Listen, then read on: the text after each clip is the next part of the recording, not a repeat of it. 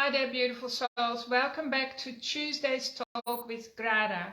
Today, I want to shine the torchlight a little bit on trauma work, what is trauma, and how you can offer yourself some relief from traumatic energies or hurtful memories that are stuck in your body.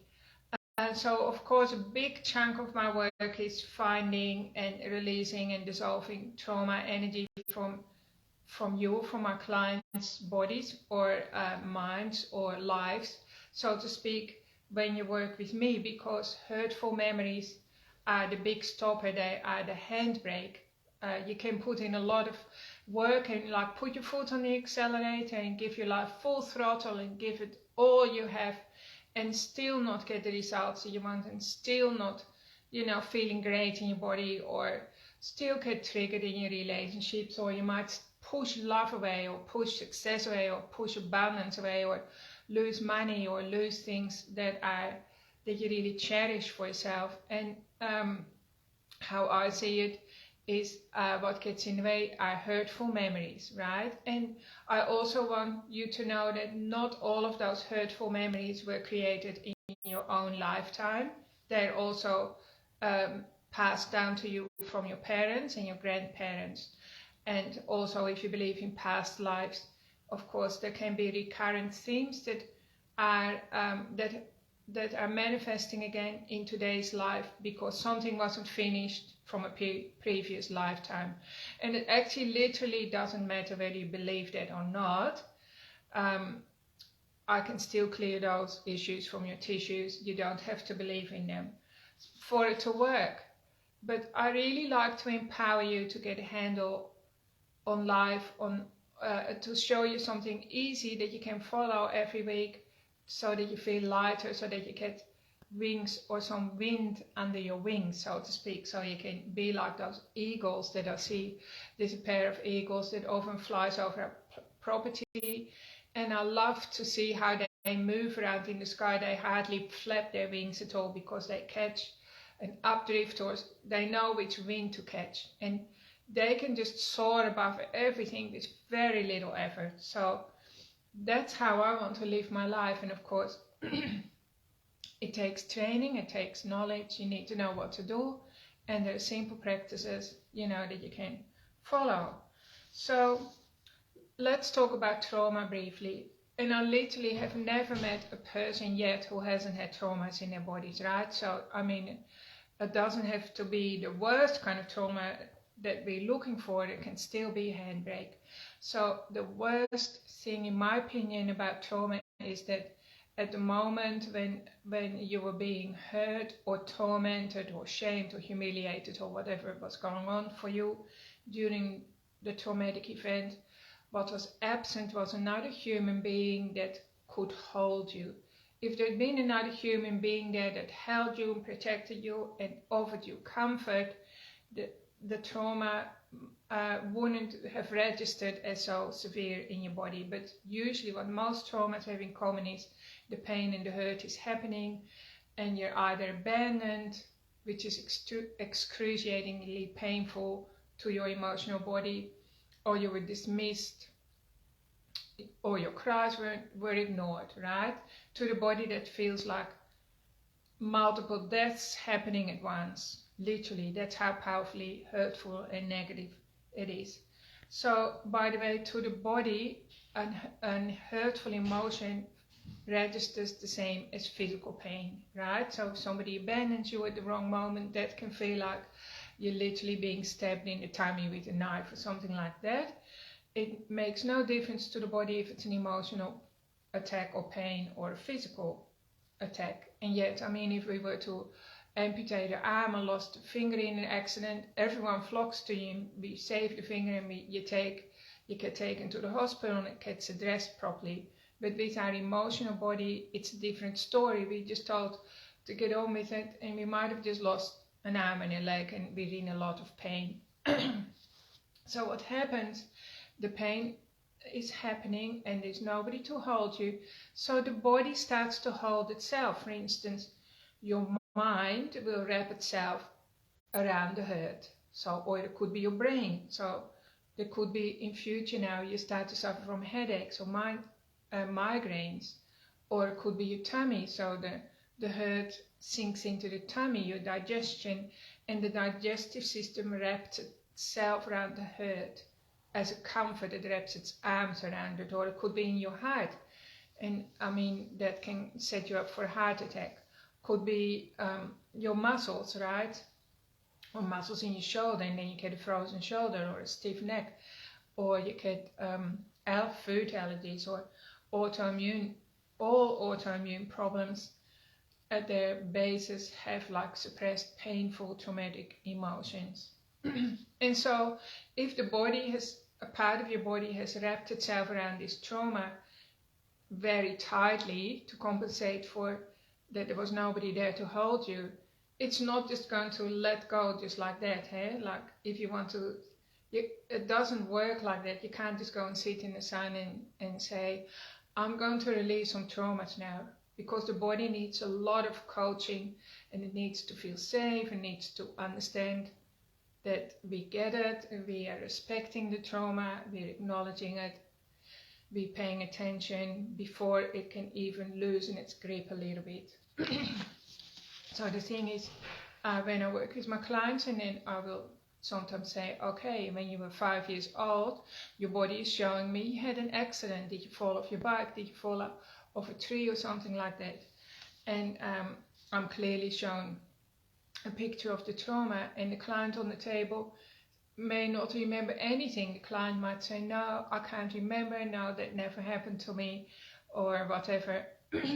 But the thing is, the body doesn't lie, and something did happen to the person, and then together we have to release the body's grip on it, and I usually heal it with energy and with the client's awareness, if that's possible, but sometimes the client can't bring awareness to it. However, healing can still happen, but today I want you to enlist your awareness to an issue that's caused you pain over the years. So in a minute you can choose something, and we can do a little practice together. I just want to tell you a story as well, again about myself, what I learned from recovering from my truck accident.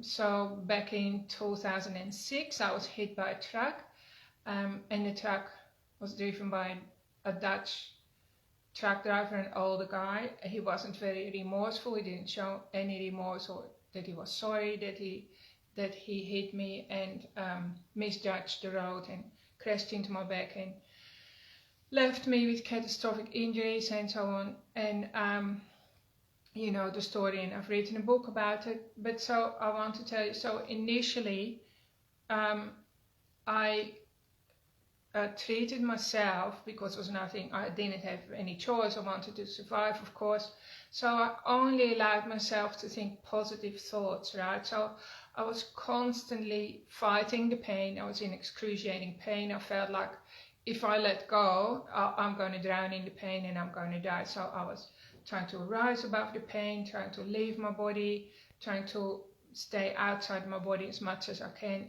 and just have positive thoughts, and also visualize my ideal life again, like being back at home, doing the work I love, being at home with the kids and on my beautiful property in Forth. So I probably spent a good 12 to 18 months doing positive thinking, like, because I knew about mindset and how important it is that your thoughts become your reality, and that's all very true, right? It is true. We have to get a good grip on our thoughts.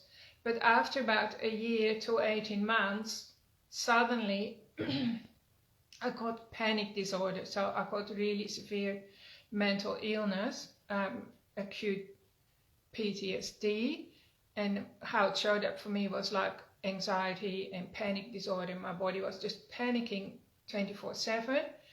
I couldn't eat anymore, couldn't sleep anymore, and I ended up in a psychiatric hospital. And of course we were taught there as well to think positive and to do mindfulness and be mindful about everything and to catch your thoughts. So the focus was very much on catching what was called CB, cognitive behavioral therapy, CBT or something like that. So we had to be aware of our thinking. But I want you to know, at that point in time, that didn't work for me, because I was in such a bad place that thinking was just a drop on the hot plate. I couldn't even think properly anymore. So I had to do something else, and that's what I'm going to do with you today. I had to literally stop fighting my feelings, stop fighting the reality of what was going on in my body, and invite it in, welcome it in, sit with it, drop into it, drop into the darkness, and ignore my mind, right? I couldn't trust my mind anymore. By the way, I want everyone to know, if you're listening to me as well, never believe your thoughts, whatever you do, right? Regardless if you were sane and healthy, because our thoughts are, what's the word? Our mind is the great trickster, right? So we can tell ourselves all sorts of stories about everything, and then we can start believing our stories, and then this is how we can derail ourselves, because we believe in our thoughts. When the thoughts come from the great trickster. And so this is what happened with me. Like, I was getting anxiety, and then before I realized what was happening, I was having lots of paranoid thoughts. I was always catastrophizing, especially about my children. I had lots of teenage kids at home, and I was believing what my mind was telling me, like my mind was tricking me over and over. And it was like I had 100 tricksters going on. So I had to completely stop doing that. And what helped me to recover was to remember that I am awareness. Like, I am not my mind, I'm not my thoughts, and I'm not my feelings even, I'm not my anxiety. I am infinite consciousness, infinite awareness, and so are you.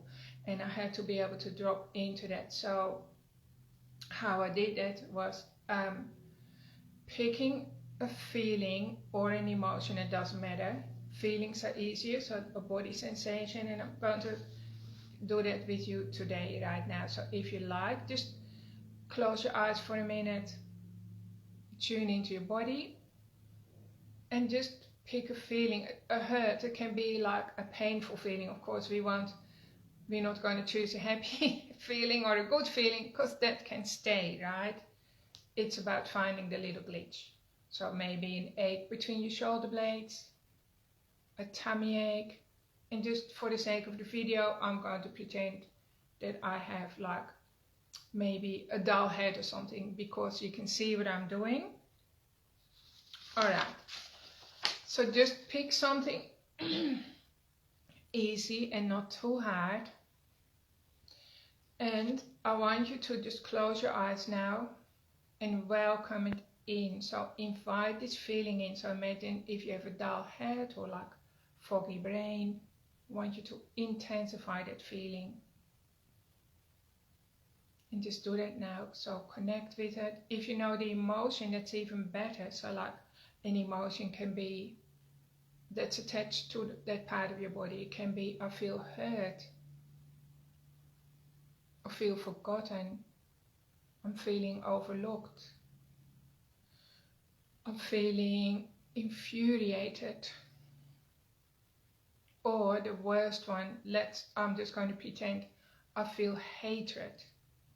I feel so much hatred. Let's choose that, because I'm going to pretend that the feeling in my head is from hatred that I'm suppressing, because lots of people actually have hatred in their body, but because hatred is such a bad thing seen by society, that it's immediately dismissed, suppressed, and put in denial, when actually we just want to remember it's like a cloud in the sky. It's just a different color cloud. You're the sky, you're not the clouds. So let's just welcome in. Maybe we can do this together. Think about something, a situation, or a memory that you hate thinking about, and you feel that hatred. And just welcome it into your awareness. Just breathe into your body and out. And just invite it in like a homeless stranger. and see it for what it is. So just be curious and make it bigger. Bring it, you can even step right into it. Imagine if it was a cloud, imagine it's a cloud of hatred or frustration or physical pain. You step right into the cloud. You're right in the midst of it now. And what does it look like? Does it have a color? Does it have a smell? If it would have a smell, what could you conjure up? What would it remind you of? Does it have a message for you? Does it have a memory attached? If it has a memory attached, blow up the memory and welcome that in. So whatever shows up, you welcome it in with love, with compassion, with warmth. If there's judgment right now, if your body is saying, oh, you can't do it, or that's silly, just welcome that in. Welcome in the voice, the critical voice. Keep dropping into it. Keep resting into it. Keep leaning into it, like leaning forward into it.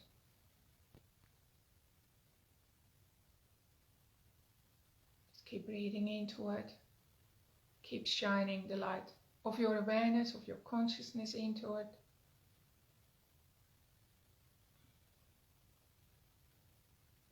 You feel the pressure build up. Maybe it gets very intense. And then suddenly it feels like things start to pop through. And then it starts to get lighter. And a little bit more light comes in. And it starts to ease off. And things start to feel a bit freer, a little bit more spacious.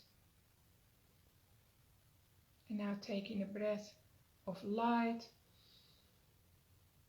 breathing out stress, breathing in freedom and space, breathing out stress, breathing in peacefulness and awareness, breathing out awareness. And then just listen to your body. Does it want to take you somewhere else? Does it want to take you to a different part of your body? Is it showing a pressure or a sensitized area somewhere else? Is there a feeling or a sensation somewhere else? So you travel to the next feeling, right? And is there a memory that is showing up for you there? What else is your body holding for you? And so you can move on to the next part. You can stop the video and do it again, or you can focus, laser focus. Let's say there is a part between your shoulder blades where it feels a little bit tense. So just focus where exactly is it. Is it more in your right shoulder or more on the left side? And you can ask yourself, does it feel more hollow or does it feel more dense? Does it feel round or angular? Does it have a color? What color is it? If it had a sound, what sound would it make? Is it squishy? Is it dry or is it wet? Is it moving or is it still? Does it have a smell? And then you notice, just asking those questions, your body is kind of offering itself up, it's offering the memory up, and it's releasing it and releasing it a bit more, because it's natural for your body to release. It had just forgotten how to do it. And as it releases and empties itself, I want you to fill it up with unconditional love or gratitude, or a real positive feeling, like unconditional love. By the way, it's not a feeling, it's a state, it's your natural state. So just fill it up with unconditional love. And then you can move to the next part, maybe your sinuses or your tailbone, your uterus, areas of your body where you get cramps. And I'm just going to open my eyes now, but this is how you can turn yourself into a self-cleansing mechanism and release yourself from the burden of your hurtful memories. And trust me, every human is full of hurtful memories unless you have been doing lots of work for many years. And by the way, the work is always ongoing, so there's always deeper work to do. There's more depth of healing. Before I got hit by the truck in 2006, I was 43. I'd already been working as a healer for about 5 years, seen many clients, and I've always, what's the word, been introspective. So I've always right from a child wanted to know what makes me tick, who am I, what's my purpose here, how come I'm doing this, how am I manifesting that, on. And I have always been interested in having a clear connection to source or the universe or God or whatever. And I thought I had spent a lot of time already on my traumatic childhood memories, but when the truck hit me, and of all things, how did I manifest that, right? How did I even manifest? Perhaps the only Dutch truck driver in Tasmania at the time had to crash into my back. So there were many similarities from my childhood, and then I realized the healing that I'd been doing for myself, I hadn't been going deep enough. I probably maybe quickly skimmed over it, then moved on to, my attention would go to other people, would go to my children or Peter or my client or my business or my garden or whatever. And I thought that's even how I heal myself. And that's all well and good. I think there's absolutely place for that. But the real deep work needs to happen every day. Like every day, it's important that you spend at least minimum 30 minutes all on your own, doing your own, seeking where your hurtful memories and the painful traumatic memories are being held in your body. How's your body still holding on to that, to those times that you were abandoned and ignored? And treat your body with compassion, because it's been doing this job maybe for decades already. Imagine clinging to something like this for months or years or decades, right? What happens is the muscles, you lose the feeling around your muscles, of course, it all goes numb. So there's numb areas in your body as well that have been numbed out, that you need to defrost slowly with unconditional love and attention and patience, taking your time. But every time you do it, it gets lighter. Every time, for instance, I chose the subject hatred. When hatred shows up and you welcome it with love, it starts to dissolve. It doesn't mean that you're going to do everything hatred tells you. It means that you are listening to yourself, you're showing it love, you're welcoming it in, it wants to show you why it's there, what is the learning there, you take it all on board, and then it becomes love. In the end, everything will be transformed into unconditional love, which is your true nature anyway. So I hope you found this helpful, and this is how you can continue to become very peaceful and confident in yourself, no matter what life throws at you, because you're your own best friend. So I hope you found this helpful. Let me know if you have any suggestions or queries, or if you need help, come and see me. And I look forward to being with you again next week for Tuesday's Talk with Grada. In the meantime, big love from me. Bye for now.